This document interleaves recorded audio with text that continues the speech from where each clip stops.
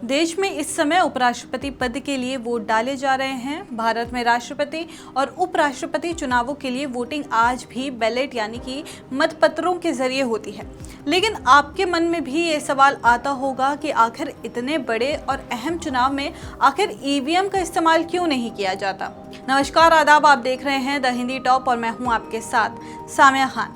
देश भर की सियासत में अक्सर ईवीएम बनाम बैलेट पेपर से चुनाव की चर्चा होती रहती है।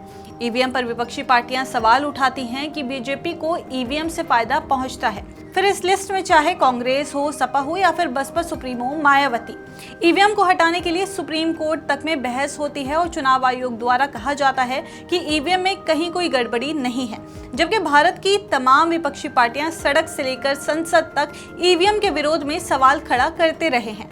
आपको अखिलेश यादव का संसद में दिया हुआ वो भाषण याद होगा, जहां अखिलेश ने कहा था कि अगर मैं 80 में से 80 सीटें भी जीत जाऊं तो भी ईवीएम पर भरोसा नहीं कर सकता। ईवीएम पे मुझे कल भी भरोसा नहीं था, आज भी नहीं भरोसा। मैं 80 के 80 सीट जीत जाऊं तब भी नहीं भरोसा। और मैंने अपने चुनाव में कहा था अध्यक्ष महोदय, ईवीएम से जीत करके ईवीएम हटाने का काम करेंगे। न ईवीएम का मुद्दा मरा है, न जाएगा खत्म। जब तक ईवीएम नहीं हटेगी हम समाजवादी लोग उस बात पर अड़ग रहेंगे। लेकिन अब सवाल वही आता है कि आखिर उपराष्ट्रपति के चुनाव में अब तक ईवीएम क्यों नहीं लाया गया। ईवीएम के पक्षधर मानते हैं कि ईवीएम से प्रक्रिया तेज होगी, मतगणना में समय कम लगेगा और मानवीय त्रुटि की आशंका घटेगी।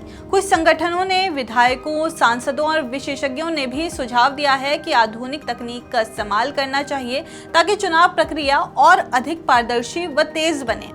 लेकिन संविधान में राष्ट्रपति और उपराष्ट्रपति चुनाव को लेकर क्या कुछ कहा गया है, पहले वो समझ लेते हैं और ईवीएम से उपराष्ट्रपति का चुनाव क्यों नहीं हो सकता वो भी हम जानेंगे।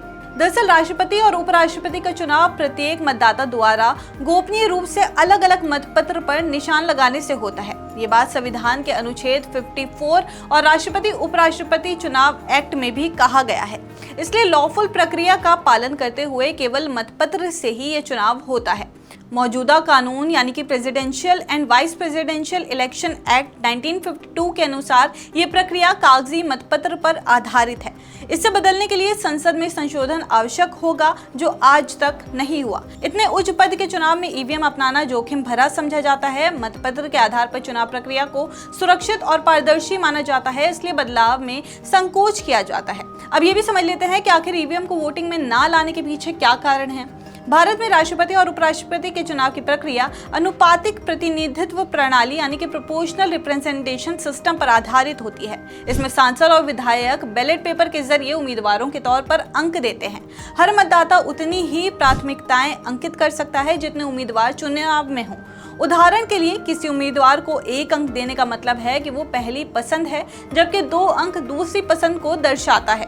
ऐसे में ईवीएम केवल सीधे चुनावों में काम करने के लिए बनाई गई है, यानी ये मतों को गिनकर बता सकती है कि किसे सबसे ज्यादा वोट मिले हैं। लेकिन राष्ट्रपति और उपराष्ट्रपति चुनावों में वरीयता क्रम के आधार पर गिनती करनी होती है। इस प्रक्रिया में पहले वरीयता के आधार पर वोटों की गिनती होती है और अगर किसी उम्मीदवार को जरूरी बहुमत नहीं मिलता तो दूसरी वरीयता के वोट जोड़े जाते हैं। इस तरह से ये प्रक्रिया कई दौर तक चल सकती है। चूंकि ईवीएम में इस तरह की तकनीक मौजूद नहीं है, इसलिए इन चुनावों के लिए बैलेट पेपर का इस्तेमाल किया जाता है। राष्ट्रपति और उपराष्ट्रपति चुनाव में एक दिलचस्प बात यह भी है कि चुनावों में हमेशा नए बैलेट बॉक्स का ही उपयोग किया जाता है। हर चुनाव के लिए नए साफ सुथरे बैलेट बॉक्स का इस्तेमाल किया जाता है। सुनिश्चित किया जाता है कि बैलेट बॉक्स पूरी तरह खाली और सील किया हुआ हो।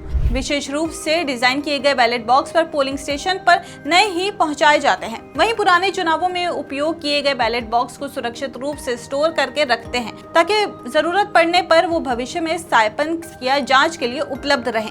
बहरहाल आपको बता दें कि इस बार उपराष्ट्रपति चुनाव में मुकाबला एनडीए उम्मीदवार सीपी राधाकृष्ण और विपक्ष के बी सुदर्शन रेड्डी के बीच है। पूर्व उपराष्ट्रपति जगदीप धनखड़ ने 21 जुलाई को स्वास्थ्य कारणों से इस्तीफा दे दिया था, जिसके चलते ये सीट खाली हो गई। अब 9 सितंबर को मतदान पूरा होगा और देश को नया उपराष्ट्रपति मिल जाएगा।